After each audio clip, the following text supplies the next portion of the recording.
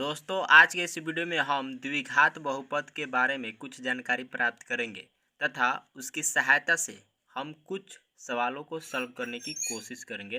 तो चलिए दोस्तों वीडियो को शुरुआत करते हैं। दोस्तों सबसे पहले जानते हैं कि द्विघात बहुपद का जो व्यापक रूप होता है वो क्या होता है। तो दोस्तों द्विघात बहुपद का जो व्यापक रूप होता है वह है a x square plus b x plus c. ठीक है दोस्तों, ये द्विघात बहुपद का जो है व्यापक रूप है। ठीक है दोस्तों, यहाँ पे लिख देंगे द्विघात बहुपद का व्यापक रूप। ठीक है दोस्तों, ये द्विघात बहुपद का व्यापक रूप है। ठीक है, a x square plus b x plus c. अब दोस्तों इसमें जो ए है उसका मान माइनस प्लस हो सकता है, बी का भी मान माइनस और प्लस हो सकता है, सी का भी मान माइनस प्लस हो सकता है। ठीक है दोस्तों, अब देखिए दोस्तों ये द्विघात बहुपद है और आपसे अगर पूछा जाए कि द्विघात बहुपद में शून्यकों की अधिकतम संख्या कितनी हो सकती है, तो दोस्तों इसका जो आंसर होगा वो होगा 2। अब 2 क्यों होगा दोस्तों? तो दोस्तों आप सिंपली याद रखिए कि जिस प्रकार का बहुपद होगा, अब जैसे ये द्विघात बहुपद है तो उसका जो अधिकतम घात होगा उतना ही उसका शून्यक होगा। ठीक है दोस्तों, तो इसमें द्विघात बहुपद है चूंकि, तो इसका शून्यकों की संख्या कितनी होगी? 2 होगी। ठीक है, अगर यहीं पर बहुपद त्रिघात रहता तो उसका शून्यक कितना होता? अधिकतम 3 होता है। अब दोस्तों रैखिक बहुपद के लिए शून्यकों की संख्या कितनी होगी? तो 1 होगी।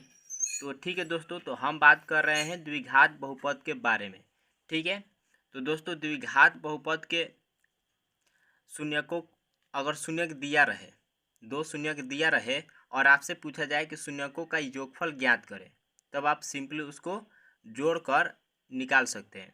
लेकिन सिर्फ द्विघात बहुपद दिया रहे और आपसे पूछा जाए कि द्विघात बहुपद के शून्यकों का योगफल तथा शून्यकों का गुणनफल ज्ञात करें, तब इसके लिए जो दोस्तों सूत्र होता है वो होता है, अब देखिए दोस्तों मान लीजिए द्विघात बहुपद है तो उसका एक शून्यक मान लीजिए अल्फा है और दूसरा शून्यक मान लीजिए बीटा है, और आपसे पूछा जा रहा है कि इसके शून्यकों का योगफल और गुणनफल बताएं। ठीक है दोस्तों, तो शून्यकों का योगफल जो होता है वो माइनस बी बटा ए होता है। ठीक है, और शून्यकों का गुणनफल यानी अल्फा इंटू बीटा बराबर होता है सी बटा ए।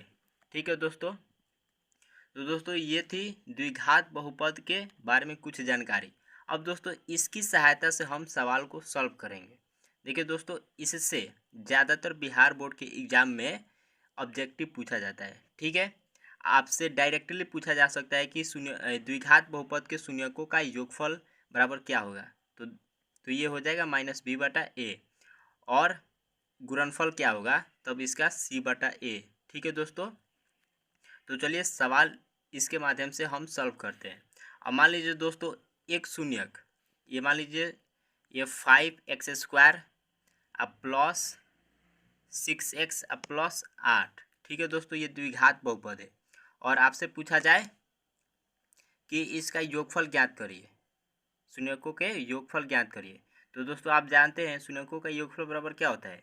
माइनस बी बटा ए। अब इसमें आप देख कर मान रख लीजिए। अब देखिए दोस्तों, ये इसमें b का मान कौन है? जो x गुणा के साथ में रहता है। तो देखिए ये b है, तो ये इसका मतलब कि b का जो मान है प्लस में 6 है। ठीक है, तो लिखेंगे 6, लेकिन यहाँ पे माइनस है तो माइनस, और फिर बाटा में a, तो a का मान क्या है? 5। ठीक है दोस्तों, तो इसका आंसर होगा -6/5। ठीक है, अब इसी तरह से आपसे पूछा जा सकता है कि इसका गुणनफल ज्ञात करिए। तो गुणनफल ज्ञात करने के लिए सूत्र है क्या? सी बटा ए। ठीक है, तो देखिए इसका गुणनफल सी बटा ए होगा। अब इसके माध्यम से आप ज्ञात करिए, बहुपद दिया रहेगा तो देखिए सी का मान क्या है? 8 है, ए का मान क्या है? 5 है। तो इसके गुणनफल का जो आंसर होगा वो 8/5 होगा। ठीक है दोस्तों, चलिए दोस्तों अब हम द्विघात बहुपद को ज्ञात करना सीखते हैं यदि उसका शून्यक दिया रहे। ठीक है दोस्तों, तो दोस्तों द्विघात बहुपद को ज्ञात करने के लिए एक सूत्र होता है और वह सूत्र है x square minus alpha plus beta into x plus alpha into beta. ठीक है दोस्तों, तो ये सूत्र होता है और इसकी सहायता से हम द्विघात बहुपद को ज्ञात कर सकते हैं यदि उसका शून्यक दिया रहे तो। ठीक है दोस्तों, तो चलिए दोस्तों अब उदाहरण लेकर समझ लेते हैं कि कैसे ज्ञात किया जाता है। तो दोस्तों मान लीजिए कि कोई बहुपद है और उसका शून्यक दे दिया है, एक शून्यक दे दिया है 5 माइनस 5 और दूसरा शून्यक दे दिया है कितना 8। ठीक है, और आपसे पूछा जा रहा है कि इसकी सहायता से द्विघात बहुपद ज्ञात करिए। ठीक है, तो दोस्तों आप ध्यान दीजिए यहाँ पर अल्फ़ा प्लस बीटा है और यहाँ पे अल्फ़ा इंटू बीटा है। तो सबसे पहले तो हमें इन दोनों को ज्ञात करना पड़ेगा। ठीक है, तो चलिए ज्ञात कर लेते हैं। देखिए अल्फ़ा प्लस बीटा, तो एक को मान लीजिए अल्फ़ा और दूसरे को मान लीजिए बीटा। तो अल्फ़ा प्लस बीटा यानी इसको जोड़ना है, तो जोड़ेंगे तो क्या -5 प्लस 8। ठीक है दोस्तों, तो इसका मतलब क्या हुआ कि 8 में से हमको घटाना है 5 को, तो क्या होगा इसका 3 हो जाएगा। यानी ये किसका मान है अल्फ़ा प्लस बीटा के मान है। ठीक है, अब हम ज्ञात कर लेंगे क्या अल्फ़ा इंटू बीटा। तो देखिए अल्फ़ा का मान -5 है और बीटा का मान कितना है 8 है, हमें गुना करना है। तो -5 गुणे 8, ठीक है कितना होगा -40 होगा। ये किसका आंसर है, तो ये है अल्फ़ा इंटू बीटा। ठीक है, अब दोस्तों देखिए अल्फ़ा प्लस बीटा का मान ज्ञात कर लिए, अल्फ़ा इंटू बीटा का मान ज्ञात कर लिए। अब इन दोनों को इस सूत्र में रख देंगे तो मान निकल जाएगा कि नहीं।